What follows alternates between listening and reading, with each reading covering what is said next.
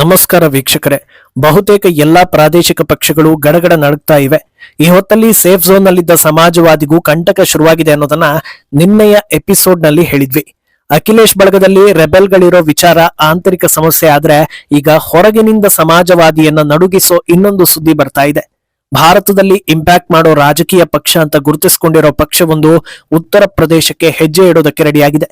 ಈ ಬಾರಿ ಯಾವ ಲೆವೆಲ್ ನಲ್ಲಿ ಸ್ಪರ್ಧೆ ಮಾಡ್ತೀವಿ ಅನ್ನೋದನ್ನ ಕೂಡ ಆ ಪಕ್ಷ ರಿವೀಲ್ ಮಾಡಿದ್ದು, ಮೈತ್ರಿಗೂ ಕೂಡ ಮುಕ್ತ ಆಹ್ವಾನವನ್ನ ಕೊಟ್ಟಿದೆ.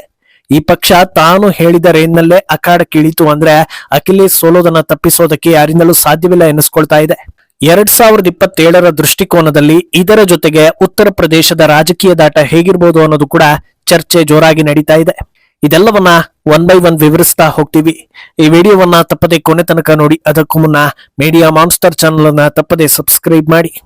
ಎಸ್, ಕೆಲವೊಂದು ಸಲ ಒಂದೊಂದೇ ರಾಜ್ಯಗಳನ್ನ ಬಿಜೆಪಿ ಕಬ್ಜಾ ಮಾಡ್ತಾ ಇದೆ ಅಂತ ಹೇಳೋದು ಸೂಕ್ತ ಆಗುತ್ತೋ, ಅಥವಾ ಒಂದೊಂದೇ ರಾಜ್ಯಗಳಲ್ಲಿ ಬಿಜೆಪಿಗೆ ದಾರಿ ಮಾಡಿ ಕೊಡ್ತಾ ಇದ್ದಾರೆ ಅನ್ನೋದು ಸೂಕ್ತ ಆಗುತ್ತೋ ಅನ್ನೋದು ಗೊತ್ತಾಗೋದಿಲ್ಲ.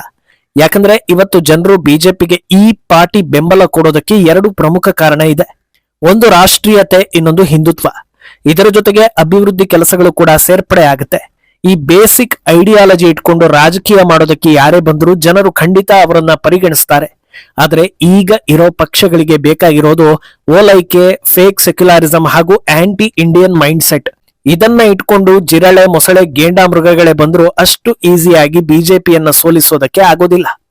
ಇದು ಜನರಿಗೆ ಅರ್ಥ ಆದ್ರೂ ಮತ್ತದೇ ಹಳೆ ಸೂತ್ರವನ್ನ ಪಾಲಿಸಿ ಅಧಿಕಾರದ ಕನಸು ಕಾಣ್ತಾ ಇರೋ ಅಖಿಲೇಶ್ಗೆ ಹೊಸ ಶಾಕ್ ಒಂದು ಸಿಗ್ತಾ ಇದೆ. ಅದೇನು ಅಂದ್ರೆ, ಹೈದರಾಬಾದ್ ಎಂಪಿ ಹಾಗೂ ಭಾರತದಲ್ಲಿ ಮುಸ್ಲಿಂ ಸಮುದಾಯದ ಪ್ರಭಾವಿ ನಾಯಕ ಎಐಎಂಐಎಂ ಸಂಸ್ಥಾಪಕ ಅಸಾದುದ್ದೀನ್ ಓವೈಸಿ ಮುಂದಿನ ಯುಪಿ ಎಲೆಕ್ಷನ್ ನಲ್ಲಿ ದೊಡ್ಡ ಮಟ್ಟದಲ್ಲಿ ಕಾಂಪಿಟೇಟರ್ ಆಗೋ ಬಗ್ಗೆ ಹಿಂಟ್ ಕೊಟ್ಟಿದ್ದಾರೆ. ಸುಮಾರು 200 ಕ್ಷೇತ್ರಗಳಲ್ಲಿ ಸ್ಪರ್ಧೆ ಮಾಡೋ ಉದ್ದೇಶವನ್ನ ಇಟ್ಕೊಂಡಿರೋದಾಗಿ ಹೇಳಿದ್ದಾರೆ. ಅಲ್ಲಿಗೆ ಇದು ಅಖಿಲೇಶ್ಗೆ ಹೊಡೆತ ಅನ್ನೋದ್ರಲ್ಲಿ ಯಾವ ಅನುಮಾನವೂ ಇಲ್ಲ ಅಂತ ಅನ್ನಿಸ್ಕೊಳ್ತಾ ಇದೆ. ಅಖಿಲೇಶ್ ಯಾದವ್ ಮುಸ್ಲಿಂ ವೋಟ್ಗಳಿಗಾಗಿ ಯಾವ ಹಂತಕ್ಕೆ ಹೋಗಿ ಬೇಕಾದ್ರೂ ಓಲೈಕೆ ಮಾಡಬಹುದು, ಅಂಟಿಲ್ ಅವರದ್ದೇ ಸಮುದಾಯದ ಇನ್ನೊಬ್ಬ ಕ್ಯಾಂಡಿಡೇಟ್ ಬರೋ ತನಕ ಅನ್ನೋದು ಒಪ್ಪಿಕೊಳ್ಳಲೇಬೇಕಾದ ಸತ್ಯ. ಬಂಗಾಳದಲ್ಲಿ ಮಮತಾ ಸೋಲೋದರ ಹಿಂದೆ ಮುಸ್ಲಿಂ ವೋಟ್ಗಳು ಬ್ರೇಕ್ ಆಗಿದ್ದು ಕೂಡ ಒಂದು ಕಾರಣ. ಹೀಗಿರುವಾಗ ಓವೈಸಿ ನಿರ್ಧಾರ ಸಮಾಜವಾದಿ ಪಕ್ಷಕ್ಕೆ ಮುಳ್ಳಾಗುವುದರ ಜೊತೆಗೆ ಬಿಜೆಪಿಗೆ ವರವಾಗೋ ಚಾನ್ಸಸ್ ಎದ್ದು ಕಾಣಿಸ್ತಾ ಇದೆ.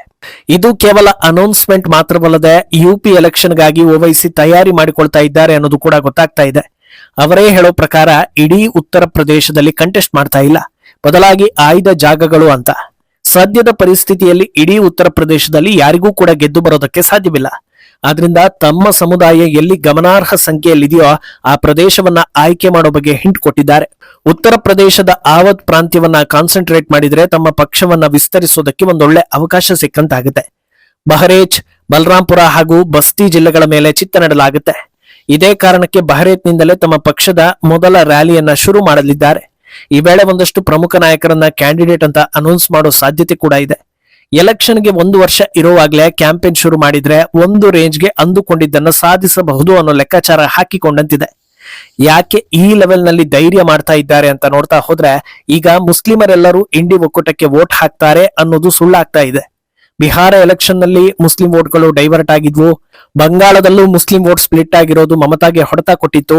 ಕಾಂಗ್ರೆಸ್ ಹಾಗೂ ಇಂಡಿ ಒಕ್ಕೂಟದ ಇತರೆ ಪಕ್ಷಗಳಿಂದ ನಮ್ಮನ್ನ ಅಭಿವೃದ್ಧಿ ಮಾಡೋದಕ್ಕೆ ಸಾಧ್ಯವಿಲ್ಲ, ಅವರು ಸುಮ್ಮನೆ ನಮ್ಮಿಂದ ಲಾಭ ಪಡಿತಾ ಇದ್ದಾರೆ ಅನ್ನೋ ಅಸಮಾಧಾನ ಮುಸ್ಲಿಂ ಸಮುದಾಯದಲ್ಲಿ ವ್ಯಕ್ತವಾಗ್ತಾ ಇದೆ.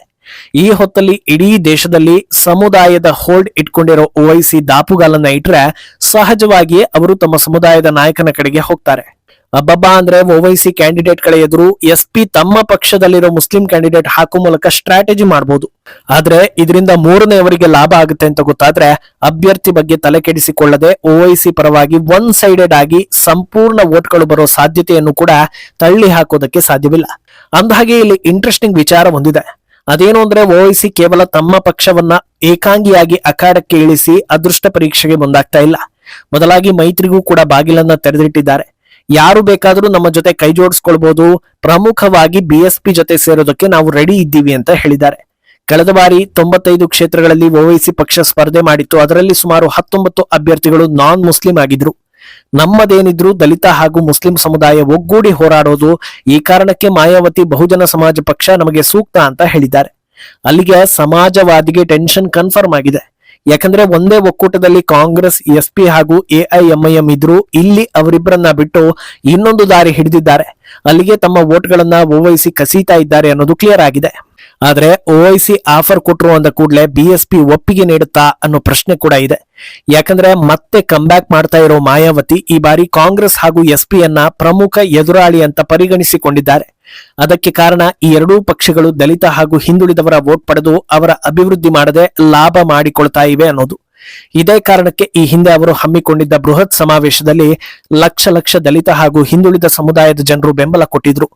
ಓವೈಸಿ ನಮ್ಮದು ದಲಿತ ಹಾಗೂ ಮುಸ್ಲಿಂ ಸಮೀಕರಣ ಅಂತ ಬಾಯಲ್ಲಿ ಹೇಳಿದ್ರು, ದೇಶದಲ್ಲಿ ಯಾರು ಹೇಗೆ ಅನ್ನೋದು ಈಗ ಸೀಕ್ರೆಟ್ ಆಗಿ ಉಳಿದಿಲ್ಲ. ಈ ರೀತಿ ಇಬ್ಬರನ್ನ ಒಗ್ಗೂಡಿಸೋ ಬದಲು ಮಾಯಾವತಿ ಅಂತ ಪ್ರಬಲ ನಾಯಕಿ ಇರುವಾಗ ಏಕಾಂಗಿಯಾಗಿ ಹೋಗೋದೇ ಸೂಕ್ತ ಅನ್ನೋ ನಿರ್ಧಾರ ಮಾಯಾವತಿ ಬೆಂಬಲಿಗರು ಮಾಡಿದ್ರು ಅಚ್ಚರಿ ಇಲ್ಲ. ಅಲ್ಲದೆ ಉತ್ತರ ಪ್ರದೇಶದಲ್ಲಿ ಮಿನಿಮಮ್ ಕೆಪಾಸಿಟಿ ತೋರಿಸಬೇಕಾದ್ರೂ ಓವೈಸಿಗೆ ಬಿಎಸ್ಪಿ ಬೆಂಬಲ ಅಗತ್ಯ ಇದೆ. ಆದ್ರೆ ಮಾಯಾವತಿಗೆ ಓವೈಸಿ ಬೆಂಬಲ ಅಗತ್ಯವೇ ಇಲ್ಲ. ಅಂದಹಾಗೆ ಮಾಯಾವತಿ ಬಿಜೆಪಿಯನ್ನ ಎಲ್ಲೂ ಕೂಡ ವಿರೋಧಿಸಿಲ್ಲ. ಬದಲಾಗಿ ದಲಿತರನ್ನು ಮುಂದೆ ತರೋದಕ್ಕೆ ಅಥವಾ ದಲಿತರಿಗಾಗಿ ಯೋಗಿ ಸರ್ಕಾರ ಮಾಡಿರೋ ಒಳ್ಳೆ ಕೆಲಸಗಳನ್ನ ಶ್ಲಾಘಿಸಿದ್ದಾರೆ. ಹಾಗಂದ ಮಾತ್ರಕ್ಕೆ ಬೆಂಬಲ ಕೊಡ್ತೀವಿ ಅಂತ ಎಲ್ಲೂ ಹೇಳಿಲ್ಲ. ಇದರ ಹಿಂದೆ ಕೂಡ ಒಂದು ತಂತ್ರ ಇದೆ ಎನ್ನಲಾಗ್ತಾ ಇದೆ. ಅದೇನೆಂದ್ರೆ ಸದ್ಯ ಉತ್ತರ ಪ್ರದೇಶದ ನಿಖರ ಚಿತ್ರಣ ಸಿಕ್ಕಿಲ್ಲ. ಯೋಗಿಗೆ ತಮ್ಮದೇ ಆದ ವರ್ಚಸ್ಸು ಇರೋದು ನಿಜವಾದ್ರೂ ಸತತ 2 ಬಾರಿ ಸಿಎಂ ಆಗಿರೋದ್ರಿಂದ ಆಡಳಿತ ವಿರೋಧಿ ಅಲೆ ಇಲ್ಲ ಅನ್ನೋದನ್ನ ಹೇಳೋದಕ್ಕೆ ಸಾಧ್ಯವಿಲ್ಲ. ಈಗ ಚುನಾವಣೆಗೂ ಮುನ್ನ ಬೆಂಬಲ ಕೊಟ್ರೆ ಅದು NDA ವರ್ಸಸ್ ಘಟಬಂಧನ ಫೈಟ್ ರೀತಿ ಆಗಿಬಿಡುತ್ತೆ. ಒಂದು ವೇಳೆ ಯಾವ ಬೆಂಬಲ ಘೋಷಣೆ ಮಾಡದೆ ತ್ರಿಕೋನ ಸ್ಪರ್ಧೆ ನಡೀತು ಅಂದ್ರೆ, ಒಂದು ವೇಳೆ ಅತಂತ್ರ ಸ್ಥಿತಿ ಬಂತು ಅಂದಾಗ ಮಾಯಾವತಿ ಹಾಗೂ ಬಿಜೆಪಿ ಸೇರಿ ಸರ್ಕಾರ ರಚಿಸಿ ಎಸ್ಪಿಯನ್ನ ವಿಪಕ್ಷದಲ್ಲಿ ಕೂರಿಸಬಹುದು. ಆದ್ರೆ ಅಸಲಿ ಆಟ ಇರೋದು ಇನ್ನೊಂದು ರೀತಿಯ ರಿಸಲ್ಟ್ ಬಂದಾಗ. ಅಂದ್ರೆ ಬಿಜೆಪಿ ಟೇಬಲ್ ಟಾಪರ್ ಆಗಿ 2ನೇ ಸ್ಥಾನದಲ್ಲಿ ಬಿಎಸ್ಪಿ ಬಂತು ಅಂದ್ರೆ ಅಧಿಕೃತವಾಗಿ ವಿಪಕ್ಷ ಸ್ಥಾನದಲ್ಲಿ ಕೂರಬಹುದು. ಈಗ ರಾಜ್ಯದಲ್ಲಿ ಕಂಪ್ಲೀಟ್ ಶೂನ್ಯ ಎನ್ನುವಂತ ಸ್ಥಿತಿಯಿಂದ ಗಮನಾರ್ಹ ಸಂಖ್ಯೆ ಮೂಲಕ ವಿಪಕ್ಷಕ್ಕೆ ಬಂದ್ರು ಅಂದ್ರೆ ಮತ್ತೆ ಪಕ್ಷವನ್ನ ಚಿಗುರಿಸೋದಕ್ಕೆ ಅದು ದೊಡ್ಡ ಅಡ್ವಾಂಟೇಜ್ ಆಗುತ್ತೆ. ಇದರ ಹೊಡೆತ ಬೀಳೋದು ಸಮಾಜವಾದಿಗೆ. ಯಾಕಂದ್ರೆ ಇಂಥ ಪರಿಸ್ಥಿತಿ ಬಂದಾಗ ವಿಪಕ್ಷದಲ್ಲಾದ್ರೂ ಮೈತ್ರಿ ಮಾಡ್ಕೊಳ್ಳೋಣ ಅನ್ನೋ ಮನವಿ ಕಾಂಗ್ರೆಸ್ ಹಾಗೂ ಎಸ್ಪಿ ಕಡೆಯಿಂದ ಬಂದೇ ಬರುತ್ತೆ. ಆ ಹೊತ್ತಲ್ಲಿ ಮಾಯಾವತಿ ನೋ ಅಂದ್ರೆ ಸಮಾಜವಾದಿ ಪಕ್ಷದ ಅವನತಿ ಅಧಿಕೃತವಾಗಿ ಆರಂಭವಾದ ಲೆಕ್ಕವೇ. ಅಖಿಲೇಶ್ಗೆ ನೋ ಅನ್ನೋದರ ಜೊತೆಗೆ ಓವೈಸಿಗೆ ಎಸ್ ಅಂದ್ರೆ ಎಸ್ಪಿ ತಮ್ಮ ವೋಟ್ ಬ್ಯಾಂಕ್ ಅನ್ನ ಕಳೆದುಕೊಂಡ ಲೆಕ್ಕವೇ. ಆಮೇಲೆ ಈಗ ಮಮತಾ, ಉದ್ಧವ್ ಹಾಗೂ ಕೇಜ್ರಿವಾಲ್ಗೆ ಬಂದ ಪರಿಸ್ಥಿತಿ ಬರೋದ್ರಲ್ಲಿ ಯಾವ ಅಚ್ಚರಿಯೂ ಇಲ್ಲ ಅಂತ ಸುಲಭವಾಗಿ ಅಂದಾಜಿಸಬಹುದು. ಈ ಮಧ್ಯೆ ಎಸ್ಪಿಯಲ್ಲೂ ಸಾಕಷ್ಟು ರೆಬೆಲ್ ನಾಯಕರಿದ್ದಾರೆ ಅನ್ನೋ ಕೂಗು ಬರ್ತಾ ಇದೆ. ಫ್ಯಾಮಿಲಿ ಪಾಲಿಟಿಕ್ಸ್ ಅಂದ್ಮೇಲೆ ರೆಬೆಲ್ಗಳು ಹುಟ್ಟಿಕೊಳ್ಳೋದ್ರಲ್ಲಿ ಯಾವ ಅಚ್ಚರಿಯೂ ಇಲ್ಲ. ಯಾಕಂದ್ರೆ ಸದ್ಯ ಬದಲಾಗಿರೋ ರಾಜಕೀಯ ಟ್ರೆಂಡ್ ನಲ್ಲಿ ಅಖಿಲೇಶ್ ಸರ್ವೈವ್ ಆಗೋದೇ ಕಷ್ಟ ಅನ್ನೋ ಹಾಗಿದೆ. ಅಂಥದ್ರಲ್ಲಿ ಆ ಪಕ್ಷದಲ್ಲಿರೋ ಉಳಿದವರು ಬದುಕಬೇಕಲ್ವಾ ಅಂತ ಯೋಚಿಸ್ತಾರೆ. ಸದ್ಯ UP ಎಲೆಕ್ಷನ್ಗೆ ಇನ್ನೂ 1 ವರ್ಷ ಇರೋದ್ರಿಂದ ಮುಂದೆ ಏನೆಲ್ಲ ಆಗುತ್ತೆ ಅನ್ನೋದನ್ನ ಕಾದು ನೋಡ್ಬೇಕು. ಈ ಬಗ್ಗೆ ನಿಮ್ಮ ಅಭಿಪ್ರಾಯವನ್ನ ತಪ್ಪದೆ ಕಮೆಂಟ್ ಮೂಲಕ ತಿಳಿಸಿ.